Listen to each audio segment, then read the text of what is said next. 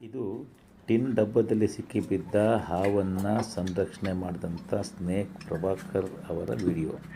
ಅವರು ಪದ್ಮಶ್ರೀ ಅನಾಥಾಶ್ರಮ, ಜೇನಿ, ಹೊಸನಗರ ತಾಲೂಕು, ಶಿವಮೊಗ್ಗ ಜಿಲ್ಲೆ ಇಲ್ಲಿ ತಮ್ಮ ಆಶ್ರಮದಲ್ಲಿ ಇದು ಮಾಡ್ತಾರೆ. ಈ ಹಾವು ಸಿಕ್ಕಿದ್ದು ಸೋನ್ಲೆ ಕೃಷ್ಣಮೂರ್ತಿ ಅನ್ನೋರ ಮನೆಯಲ್ಲಿ. ಅಲ್ಲಿನ ಸ್ಥಳೀಯ ಯುವಕರಾದಂಥ ರಮೇಶ್, ಸಚಿನ್ ಮತ್ತು ಸಂತೋಷ್ ಧೈರ್ಯ ಮಾಡಿ ಉಸಿರು ಕಟ್ಟಿ ಸಾಯಬೇಕಾಗಿದ್ದ ಹಾವನ್ನು ಅರ್ಧ ಟಿನ್ ಓಪನ್ ಮಾಡಿ ಜೀವ ಉಳಿಸಿ ಈ ಆಶ್ರಮಕ್ಕೆ ತಂದು ಅದನ್ನು ಬದುಕಿಸಿದ್ದಾರೆ. ಸೋನ್ಲೆ ಕೃಷ್ಣಮೂರ್ತಿಯವರ ಕೊಟ್ಟಿಗೆನಲ್ಲಿದ್ದಂಥ ಒಂದು ಔಷಧಿ ಬಾಟ್ಲಿ, ಎಕೋಲೆಕ್ಸ್ ಖಾಲಿ ಬಾಟ್ಲಿ ಒಳಗಡೆ ಈ ಹಾವು ಹೋಗಿ ಅದರ ನಂತರದಲ್ಲಿ ಅದರಲ್ಲಿ ಸಿಕ್ಕೋಬಿತ್ತು. ಹಾಗಾಗಿ ಆ ಟಿನ್ನನ್ನು ಅರ್ಧ ತೆಗೆದು ಇವರು ಬದುಕಿಸಿದರು. ಬದುಕಿದ ನಾಗರ ಹಾವನ್ನು ಸುರಕ್ಷಿತವಾಗಿ ಅರಣ್ಯಕ್ಕೆ ಬಿಟ್ಟಿದ್ದಾರೆ.